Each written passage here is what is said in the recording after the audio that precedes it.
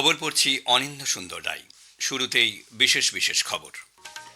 প্রধানমন্ত্রী নরেন্দ্র মোদী গতকাল কাতারের আমির, ওমানের সুলতান এবং কুয়েতের যুবরাজের সঙ্গে টেলিফোনে পশ্চিম এশিয়ার পরিস্থিতি নিয়ে কথা বলেছেন। সেখানকার সাম্প্রতিক ঘটনাবলিতে গভীর উদ্বেগ প্রকাশ করেছেন তিনি। ভারত পশ্চিম এশিয়ায় উদ্ভূত পরিস্থিতির অবসানে কূটনৈতিক আলোচনার পক্ষে জোরালো সওয়াল করেছে। ইসরায়েল মার্কিন যৌথ বাহিনী এবং ইরান নতুন করে ক্ষেপণাস্ত্র ড্রোন হামলা শুরু করায় পশ্চিম এশিয়ায় সংঘাত তীব্রতর হয়েছে। পশ্চিম এশিয়ায় যুদ্ধ পরিস্থিতির ফলে আন্তর্জাতিক ক্ষেত্রে গ্যাসের দাম বেড়েছে এবং বিশ্বব্যাপী শেয়ার বাজারেও ধস নেমেছে। বাতিল হয়েছে বহু ভারতীয় এবং বিদেশি বিমান সংস্থার বহু উড়ান। মার্কিন রাষ্ট্রপতি ডোনাল্ড ট্রাম্প যুদ্ধের স্পেনের সমর্থন না মেলায় তাদের সঙ্গে সমস্ত বাণিজ্য বন্ধ করার হুঁশিয়ারি দিয়েছেন। আজ রঙের উৎসব হোলি। আইসিসি টি-20 ওয়ার্ল্ড কাপের প্রথম সেমিফাইনালে আজ ইডেনে নিউজিল্যান্ড ও দক্ষিণ আফ্রিকা পরস্পরের মুখোমুখি হচ্ছে। আসছি বিস্তারিত খবরে। প্রধানমন্ত্রী নরেন্দ্র মোদী গতকাল কাতারের আমির Sheikh Tamim bin Hamad Al Thani, ওমানের সুলতান হাইথাম বিন তারিক এবং কুয়েতের যুবরাজ Sheikh Sabah Al Khaled Al Hamad Al Mubarak Al সাবাহের সঙ্গে টেলিফোনে কথা বলেছেন। তিনি কাতার, ওমান ও কুয়েতের সার্বভৌমত্ব এবং আঞ্চলিক অখণ্ডতা লঙ্ঘনের ঘটনার নিন্দা করেছেন। সংকটের এই সময়ে ভারত তিন দেশের জনগণের পাশে রয়েছে। শ্রী মোদী আঞ্চলিক শান্তি ও স্থিতিশীলতা পুনরুদ্ধারের জন্য কূটনীতি স্তরে আলোচনার উপর জোর দেন। সামাজিক মাধ্যমে এক বার্তায় তিনি কাতার, ওমান এবং কুয়েতের বসবাসকারী ভারতীয় সম্প্রদায়ের সুরক্ষা এবং কল্যাণ নিশ্চিত করার জন্য তিন দেশের নেতৃবৃন্দের সহায়তার প্রশংসা করেছেন। ভারত গতকাল পশ্চিম এশিয়ায় উদ্ভূত পরিস্থিতির অবসানে কূটনৈতিক সংলাপের পক্ষে জোরালো সওয়াল করেছে। এক বিবৃতিতে বিদেশ মন্ত্রকের মুখপাত্র রণধীর জয়সওয়াল বলেছেন, ভারত সংঘাতের দ্রুত অবসানের পক্ষে। সংঘাতের ফলে প্রাণহানির ঘটনাকে দুঃখজনক বলে তিনি শোক প্রকাশ করেছেন। উপসাগরীয় অঞ্চলে প্রায় 1 কোটি ভারতীয় নাগরিক কাজ করেন এবং তাদের নিরাপত্তা ও কল্যাণকে ভারত সর্বোচ্চ অগ্রাধিকার দিয়ে থাকে। বর্তমান পরিস্থিতিতে ব্যবসা বাণিজ্য ও জ্বালানি সরবরাহ শৃঙ্খল ব্যাহত হচ্ছে। এর ফলে ভারতীয় অর্থনীতিতে নেতিবাচক প্রভাব পড়তে পারে। মুখপাত্র বলেছেন, গত কয়েকদিনে এই ধরনের আক্রমণের ফলে কয়েকজন ভারতীয় নাগরিক প্রাণ হারিয়েছেন বা নিখোঁজ হয়েছেন। শ্রী জয়সওয়াল বলেছেন, এই সংঘাত সাম্প্রতিক দিনগুলিতে আরও তীব্র হয়েছে এবং অন্যান্য দেশেও তা ছড়িয়ে পড়েছে। এর ফলে ধ্বংস এবং মৃত্যুর খবর পাওয়া যাচ্ছে। ইরান এবং ইসরায়েল মার্কিন বাহিনী নতুন করে ক্ষেপণাস্ত্র ড্রোন হামলা শুরু করায় পশ্চিম এশিয়ায় সংঘাত তীব্রতর হয়েছে। শেষ পাওয়া খবরে ইসরায়েলের বর্তমানে তেহরান এবং বৈরুটের সামরিক লক্ষ্যবস্তুতে অভিযান চালাচ্ছে। ইসরায়েল প্রতিরক্ষা বাহিনী জানিয়েছে তারা দক্ষিণ লেবাননে অভিযান চালাচ্ছে এবং সীমান্ত অঞ্চলের কাছে বেশ কয়েকটি স্থানে অবস্থান করছে। ইসরায়েল হিজবুল্লাহর ঘাঁটিতেও অভিযান চালাচ্ছে। হিজবুল্লাহ বাহিনী ইরান সরকারের পক্ষে অবস্থান নেওয়ায় আইডিএফ আক্রমণ করার সিদ্ধান্ত নিয়েছে। বাহিনী জানিয়েছে ফিলিস্তিনি ইসলামিক জিহাদের কমান্ডার আবু হামজা রামি বৈরুটে প্রাণ হারিয়েছেন। অন্যদিকে মার্কিন যুক্তরাষ্ট্রের সেন্ট্রাল কমান্ড জানিয়েছে মার্কিন বাহিনীর লাগাতার অভিযানে ইরানের ইসলামিক রেভলিউশনারি গার্ড কোরের কমান্ড, বিমান বাহিনীর প্রতিরক্ষা ব্যবস্থাপনা, ক্ষেপণাস্ত্র ও ড্রোন উৎক্ষেপণ কেন্দ্র ধ্বংস করেছে। অন্যদিকে ইরানের রাষ্ট্রীয় গণমাধ্যম জানিয়েছে বাহরিনের একটি মার্কিন বিমান ঘাঁটির কমান্ড ভবন ইরান ধ্বংস করেছে। মার্কিন যুক্তরাষ্ট্র বাহরিনের রাষ্ট্রদূত আবদুল্লাহ বিন রাসিদ বিন আবদুল্লাহ আল খালিফা জানান, সে দেশের বিমান প্রতিরক্ষা ব্যবস্থা 70টি ইরানি ব্যালিস্টিক ক্ষেপণাস্ত্র এবং 59টি ড্রোনকে ধ্বংস করেছে। অসামরিক স্থানগুলিতে তেহরান হামলা চালিয়েছে। পশ্চিম এশিয়ায় ইরান এবং ইসরায়েল মার্কিন যৌথ বাহিনী নতুন করে মিসাইলের ড্রোন হামলার প্রেক্ষিতে সেখানকার পরিস্থিতি আরও ঘোরালো হয়ে উঠেছে। এর পরিপ্রেক্ষিতে কেন্দ্রীয় মধ্যশিক্ষা পর্ষদ সিবিএসই মধ্যপ্রাচ্যের বিভিন্ন দেশে দশম ও দ্বাদশ শ্রেণীর 5 ও 6 মার্চের বোর্ড পরীক্ষা স্থগিত রাখার সিদ্ধান্ত নিয়েছে। বাহরিন, ইরান, কুয়েত, ওমান, কাতার, সৌদি আরব এবং সংযুক্ত আরব আমিরশাহিতে এই পরীক্ষার পরিবর্তিত সূচি পরে ঘোষণা করা হবে বলে সিবিএসই সূত্রে জানানো হয়েছে। পশ্চিম এশিয়ায় যুদ্ধের ফলে আন্তর্জাতিক ক্ষেত্রে গ্যাসের দাম বেড়েছে এবং বিশ্বব্যাপী শেয়ার বাজারেও ধস নেমেছে। গতকাল ব্রিটেনে গ্যাসের দাম 3 বছরের মধ্যে সর্বোচ্চ পর্যায়ে পৌঁছেছে।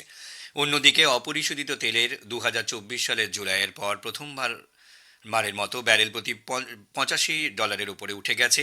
এদিকে মার্কিন যুক্তরাষ্ট্র এবং ইউরোপীয় শেয়ার বাজারে কোম্পানিগুলির শেয়ারের দাম কমেছে। আশঙ্কা করা হচ্ছে 4 বছর আগে রাশিয়ার ইউক্রেনে আক্রমণে যেভাবে জ্বালানির দাম বাড়িয়ে দিয়েছিল, বিশ্বব্যাপী জ্বালানি সরবরাহে আবার সেইভাবেই বাড়তে পারে জ্বালানির দাম। অন্যদিকে ব্রিটেনে বাজেটের দায়িত্বে থাকা অফিস সতর্ক করে দিয়ে বলেছে এটা বিশ্ব এবং যুক্তরাজ্যের অর্থনীতির উপর অত্যন্ত গুরুত্বপূর্ণ প্রভাব ফেলতে পারে। মার্কিন রাষ্ট্রপতি ডোনাল্ড ট্রাম্প ইরানের ওপর মার্কিন ও ইসরায়েলি আক্রমণে স্পেনের সমর্থনের অভাব এবং ন্যাটোর ব্যয় বৃদ্ধিতে তাদের বাধার কারণে স্পেনের সঙ্গে বাণিজ্য বন্ধ করার হুঁশিয়ারি দিয়েছেন। এর আগে স্পেনের বিদেশমন্ত্রী হোসে ম্যানুয়েল আলবারেস বলেন যে রাষ্ট্রসংঘের সনদের দ্বারা স্বীকৃত নয় এমন কোনো হামলায় দক্ষিণ স্পেনের ঘাঁটিগুলি ব্যবহার করতে দেওয়া হবে না। যদিও স্পেন ইউরোপীয় ইউনিয়নের আওতাভুক্ত, স্পেনের সঙ্গে ট্রাম্প কিভাবে বাণিজ্য বন্ধ করবেন তা স্পষ্ট হয়নি। প্রসঙ্গত উল্লেখ্য, ইউরোপীয় ইউনিয়ন তার অন্তর্গত 27টি সদস্য দেশের হয়ে বাণিজ্য চুক্তি নিয়ে আলোচনা করে। স্পেন তার অবস্থানকে দৃঢ়ভাবে সমর্থন করে জানিয়েছে যে তারা ন্যাটোর একটি গুরুত্বপূর্ণ সদস্য এবং তাদের প্রতিশ্রুতি পূরণ করার সঙ্গে সঙ্গে ইউরোপীয় ভূখণ্ডের প্রতিরক্ষায় গুরুত্বপূর্ণ অবদান রেখে চলেছে। পশ্চিম এশিয়ায় যুদ্ধের ফলে আন্তর্জাতিক ক্ষেত্রে উদ্ভূত জ্বালানি পরিস্থিতির মধ্যে সরকার দেশে যাতে এর কোনো সমস্যা দেখা না দেয় তা নিশ্চিত করেছে। পেট্রোলিয়াম ও প্রাকৃতিক গ্যাস মন্ত্রক জানিয়েছে ভারত পেট্রোলিয়াম পণ্যের তৃতীয় বৃহত্তম আমদানিকারক, চতুর্থ বৃহত্তম পরিশোধক এবং পঞ্চম বৃহত্তম রপ্তানিকারক। বর্তমান উদ্ভূত পরিস্থিতির মোকাবিলা করার জন্য পর্যাপ্ত জ্বালানি মজুত রয়েছে। স্বল্পমেয়াদী সমস্যা মোকাবিলা করার জন্য ভারতে অপরিশোধিত তেল, পেট্রোল, ডিজেল সহ গুরুত্বপূর্ণ পেট্রোলিয়াম পণ্যের মজুত রয়েছে। পশ্চিম এশিয়ায় অঞ্চলে উদ্ভূত পরিস্থিতিতে সরবরাহ ব্যাহত হচ্ছে ঠিকই, তবে উদ্ভূত পরিস্থিতিতে মন্ত্রক দেশজুড়ে পেট্রোলিয়াম পণ্যের সরবরাহ এবং মজুতের বিষয়ে নজরদারি চালাচ্ছে। ভারতীয় গ্রাহকদের স্বার্থ রক্ষা করার জন্য একটি 24 ঘন্টার নিয়ন্ত্রণ কক্ষ খোলা হয়েছে। এ খবর শুনছেন আকাশবাণী থেকে। আমাদের সংবাদ শোনা যাবে ইউটিউব চ্যানেল আকাশবাণী সংবাদ বাংলা, ফেসবুক ও ইনস্টাগ্রাম আকাশবাণী সংবাদ কলকাতা এবং এক্স হ্যান্ডেলে এআইআর নিউজ কলকাতাতে। ভারতের অসামরিক বিমান পরিবহন মন্ত্রক জানিয়েছে যে পশ্চিম এশিয়ার কিছু অংশে আকাশসীমায় উদ্ভূত পরিস্থিতির কারণে এখনও পর্যন্ত ভারতীয় বিমান সংস্থাগুলির 1200-র ওপর উড়ান এবং বিদেশি বিমান সংস্থাগুলির প্রায় 380টি উড়ান বাতিল করা হয়েছে। এক বিবৃতিতে মন্ত্রক জানিয়েছে যে তারা পরিস্থিতির ওপর নিবিড়ভাবে নজর রাখছে এবং আটকে পড়া যাত্রীদের সুবিধার্থে বিশেষ ব্যবস্থা গ্রহণ করা হচ্ছে। তিনি আরও জানান যে প্রয়োজনে বিমান সংস্থাগুলি অতিরিক্ত বহন ক্ষমতা ব্যবহার করছে। মন্ত্রক সূত্রে আরও জানানো হয়েছে যে ভারতীয় বিমান সংস্থাগুলি আজ 58টি উড়ান পরিচালনা করার পরিকল্পনা করেছে, যার মধ্যে ইন্ডিগোর 30টি এবং এয়ার ইন্ডিয়া ও এয়ার ইন্ডিয়া এক্সপ্রেসের 23টি উড়ান রয়েছে।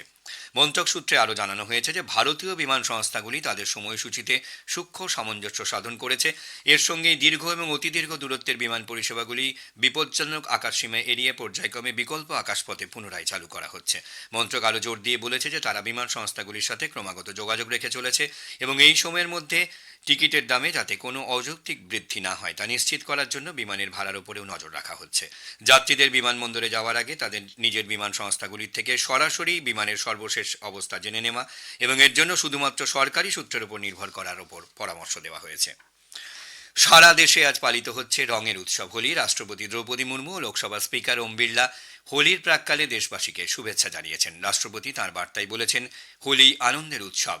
এই উদযাপন সামাজিক সম্প্রীতির বার্তা বহন করে। রাষ্ট্রপতি মুর্মু বলেন, এই উৎসব সমাজে ভালোবাসার প্রসার ঘটায়। তিনি হোলিকে বৈচিত্র্যের মধ্যে ঐক্যের প্রতীক বলে অভিহিত করেছেন। লোকসভা স্পিকার ওম বিড়লা হোলিকে রং, উৎসাহ এবং সম্প্রীতির উদযাপন হিসেবে বর্ণনা করেছেন। শ্রী বিড়লা বলেন, হোলি মানুষকে মনে করিয়ে দেয় ভালোবাসা, বিশ্বাস এবং ইতিবাচকতার রং প্রতিটি অন্ধকার দূর করতে পারে এবং জীবনের চ্যালেঞ্জগুলি মানুষ কাটিয়ে উঠতে পারে। প্রধানমন্ত্রী নরেন্দ্র মোদী বলেছেন, ভারত তার মজবুত শক্তিশালী অর্থনীতির মাধ্যমে গোটা বিশ্বের নজর কেড়েছে। ভিডিও কনফারেন্সিংয়ের মাধ্যমে বাজেট পরবর্তী এক ওয়েবিনারে তিনি বলেছেন, দ্রুত অর্থনৈতিক উন্নয়ন বিকশিত ভারতের দৃষ্টিভঙ্গিকে কার্যকর করার ক্ষেত্রে গুরুত্বপূর্ণ স্তম্ভ হয়ে উঠেছে। এবারের বাজেট পরবর্তী ওয়েবিনারের মূল ভাবনা ছিল অর্থনৈতিক বৃদ্ধিকে স্থিতিশীল ও শক্তিশালী করা। এ প্রসঙ্গে তিনি বলেন, বিশ্ব আজ নির্ভরযোগ্য অংশীদার খুঁজছে, এক্ষেত্রে ভারত মূল চালিকা শক্তি হয়ে উঠেছে। তিনি বলেন, সরকারের মূল উদ্দেশ্য হল আরও বেশি উৎপাদন, আরও বেশি সংযোগ এবং আরও বেশি রপ্তানি। ভারত বিভিন্ন দেশের সঙ্গে মুক্ত বাণিজ্যে প্রবেশ করেছে, যার জন্য নতুন নতুন সংযোগ উন্মুক্ত হচ্ছে। বালুচ লিবারেশন আর্মি বিএলএ দাবি করেছে তারা ঊর্ধ্বতন কমান্ড কাউন্সিলের নির্দেশে অপারেশন হেরপ 2 এর সময় আটক 7 পাকিস্তানি সামরিক কর্মীকে হত্যা করেছে। স্থানীয় সংবাদ মাধ্যম সূত্রে জানা গেছে, বিএলএ এক বিবৃতিতে বলেছে, পাকিস্তানি সামরিক বাহিনীর 7 সদস্যকে বালুচ জাতীয় আদালত জোর করে আটকে রাখা, অসামরিক নাগরিকদের উপর নির্যাতন এবং অন্যান্য যুদ্ধাপরাধ সহ নানা অপরাধে জড়িত থাকার জন্য সাজা দিয়েছে।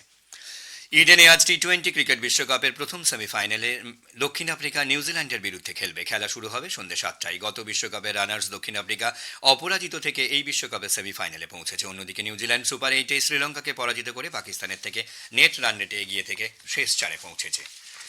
খবর শেষ করার আগে বিশেষ কিছু অংশ আরও একবার।